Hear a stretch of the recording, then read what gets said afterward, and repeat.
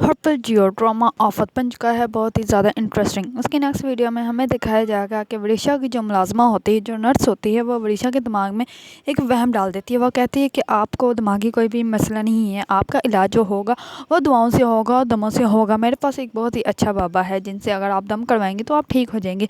इस बार पहले तो वरीशा कहती है कि मुझे ऐसी बातों पर यकीन नहीं है, लेकिन बाद में जो नर्स होती है वो वरीशा को मनवा ही लेती है और वरीशा उसकी बातों में भी आ जाती है।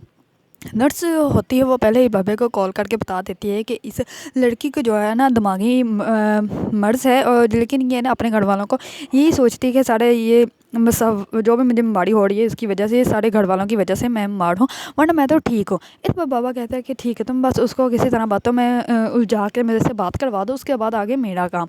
ऐसे ही वो करती है।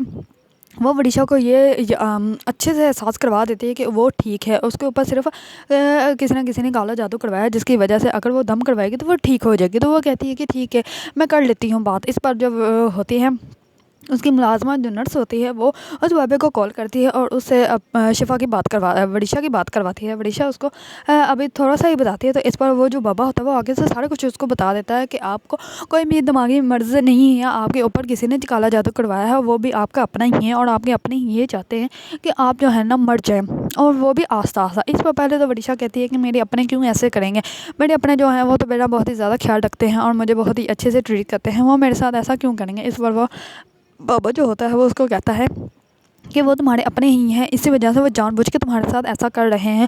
वो तुम्हें दिखाते तो कुछ और हैं, लेकिन पीछे से वो तुम्हारे साथ ये सब कुछ कर रहे हैं जिसकी वजह से तुम ठीक नहीं हो रही। और वो जानबूझ के कहते हैं कि तुम आस्ता सा हो जाओगी पागल, और फिर तुम्हें वो पागल खाने छोड़ आएंगे। इस पर जो होती है वरीशा जो है वो उस बाबे की बातों में आ जाती है और उसको ये ऐसा लगता है कि जो ये बाबा कह रहा है वही सच है, और जो ये मेरे घर वाले हैं वो मेरे साथ ऐसे ही कर रहे हैं और मुझे मारना चाहता है। इस पर जो होते हैं वो बाबा उसको कहता है कि अगर तुम ठीक होना चाहती हो तो इसके लिए तुम्हें थोड़े से मुझे पैसे देने पड़ेंगे। तो इस पर वरीशा उसको कहती है कि मैं तुम्हें पैसे तो दे दूंगी आपको, लेकिन मैं इस घर से बाहर नहीं निकल सकती, ये घर वाले मुझे कभी भी अकेला नहीं छोड़ते, और अगर कहीं भी जाना होता है तो मेरे साथ ये जाते हैं। इस पर वो कहता है कि तुम ऐसे करो, तुम ऑनलाइन मुझे ट्रांसफ़र करवा दो और मैं बहुत अच्छा अमल करूँगा जिसकी वजह से तुम ठीक हो जाओगे। इस पर वरीशा जो होती है उसकी बात मान जाती है, लेकिन वरीशा को ये नहीं पता चल रहा होता कि वो उसकी नर्स और जो वो बाबा है वो दोनों मिलकर उसका पैसा खाना चाहते हैं। उसने पहले इसको बता दिया था कि ये बहुत ही मोटी असामी है, इसके पास बहुत ज़्यादा पैसा है और इसको पता भी नहीं है, हम इसको खा भी लेंगे तो इसको ज़रा भी एहसास नहीं होगा कि इसका पैसा कहाँ गया।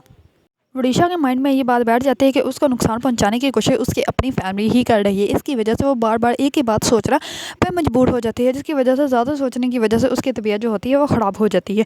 इस पर तमाम घर वाले बहुत ज़्यादा परेशान हो जाते हैं और उसको वापस हॉस्पिटल लेके जाते हैं। इस पर हॉस्पिटल वाला कहता है कि हम लोगों ने पहले ही आपको कहा था कि इसका बहुत ज़्यादा ख्याल रखने की ज़रूरत है, वरना हो सकता है ये मेंटली डिस्टर्ब हो जाए, फिर हम लोगों को इसको पागल खाने में एडमिट करना पड़े। इस बार उसके घर वाले कहते हैं हम लोग तो बहुत ज़्यादा अच्छा ख्याल इसका रखते हैं, इसके लिए नर्स भी हम लोगों ने हायर की है, लेकिन हमें पता नहीं चला कि इसके साथ हुआ क्या है और ये क्या ऐसा सोच रही थी जिसकी वजह से इसकी तबीयत जो है वो इतनी ज़्यादा ख़राब हो गई है। इस पर जो डॉक्टर होते हैं वो उसको चेक करते हैं और चेक करने के बाद कहते हैं कि अभी कुछ दिन के लिए आपको इसको पागल खाने में एडमिट करवाना ही पड़ेगा, क्योंकि इसकी बहुत ज़्यादा तबीयत फिर से वैसी हो गई है जैसे कि आप पहले दिन इसको यहाँ पे लाए थे। अगर आप लोगों को ड्रामा आफत पसंद है और इसके बारे में न्यू न्यू अपडेट जानना चाहते हैं तो मेरे चैनल को लाइक कमेंट एंड सब्सक्राइब करना मत भूलिएगा।